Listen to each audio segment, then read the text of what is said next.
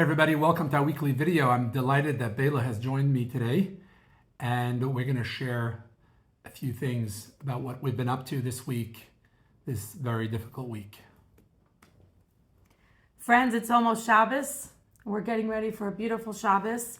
It's been a really tough week, but we're here together. We're one family, Am Yisrael. We're one body, one soul.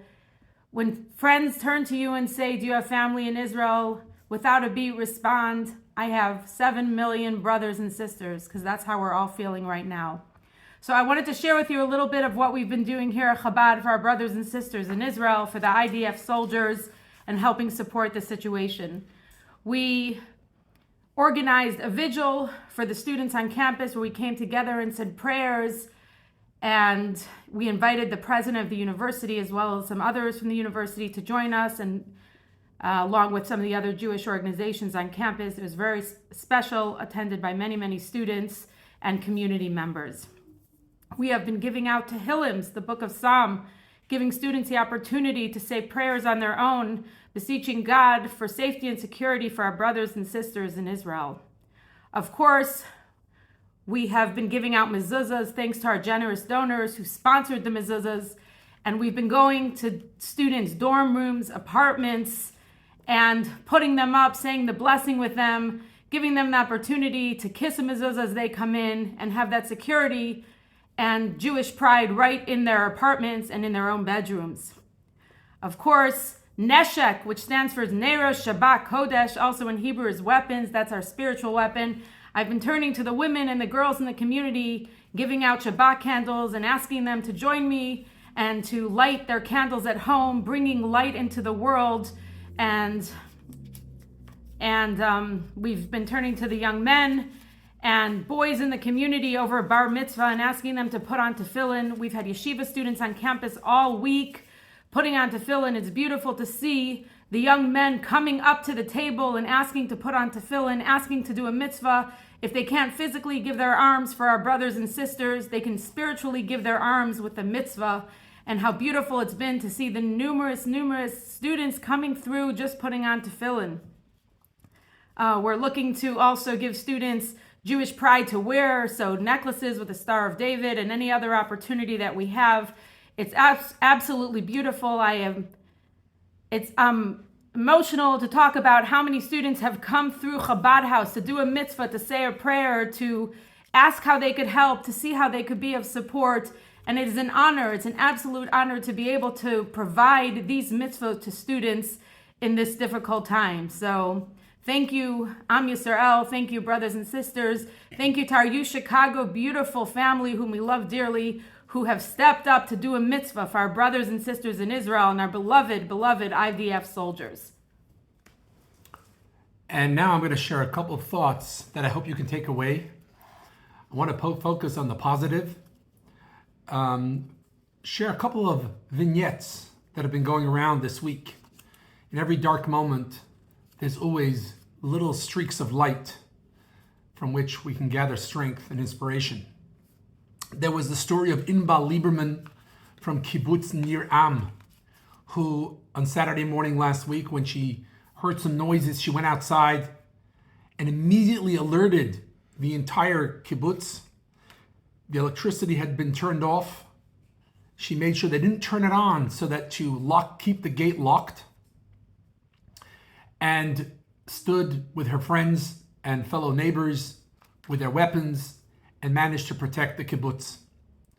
There was the story of Rachel Adari from Ofakim, who, when the terrorists entered her home, she gave them cookies.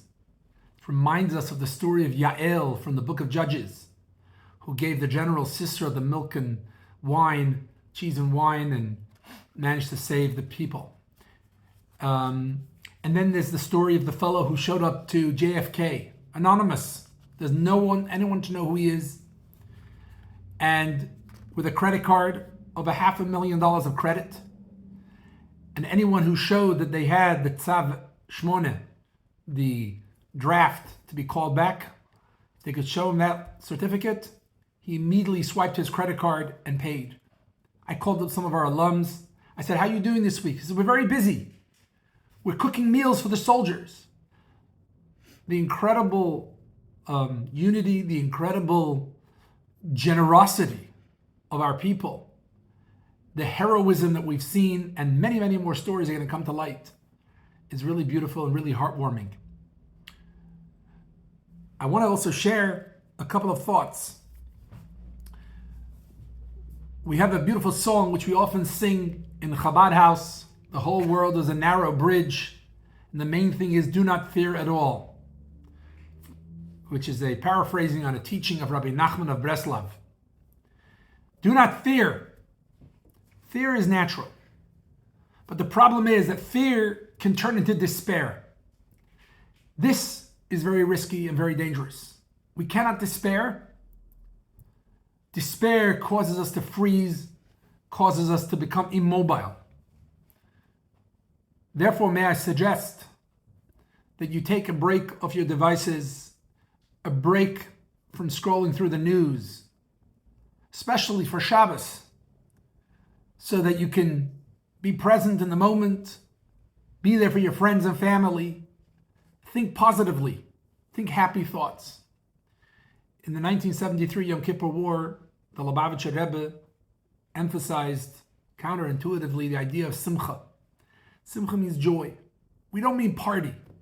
We mean having a positive outlook, a positive spirit.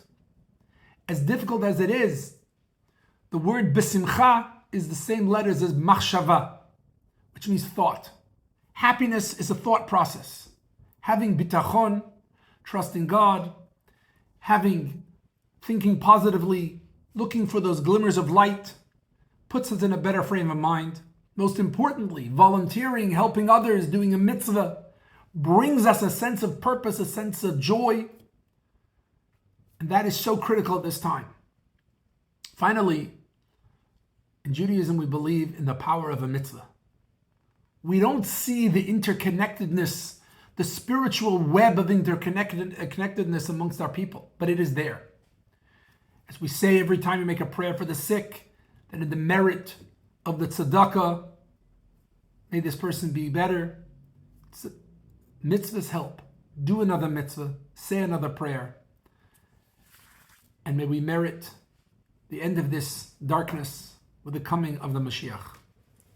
I just want to conclude and tell all the women out there that tonight in Chicago, and please check times if you're in another city, Shabbat candle lighting time is 5:53. If you're not in Chabad house, if you're not in your own home, please, wherever you are, stop and light candles and say the blessing and have in mind the safety and security of our brothers and sisters in Israel. And I'll end with a thought that I just saw on social media from a soldier who said, tonight is going to be difficult for me to say the tefillot, the prayers for Shabbat, because I'm going to be on duty. So he said, I turn to you, my brothers and sisters who are not in active duty, and asking you to please say the prayers tonight, but not just say the prayers tonight. He said, knock it out of the park. He said, come and pray with your friends and really put your kavanah, put your intentions into it, because you're praying for many of us who are unable to pray tonight. So with that, I would invite you to join us tonight at 6:30 at Chabad House to daven a beautiful Kabbalat Shabbat prayers for Shabbat, or tomorrow at 10 a.m. This is our opportunity to come together as brothers and sisters, and may we just be together as a beautiful family in safety and security. Shabbat Shalom.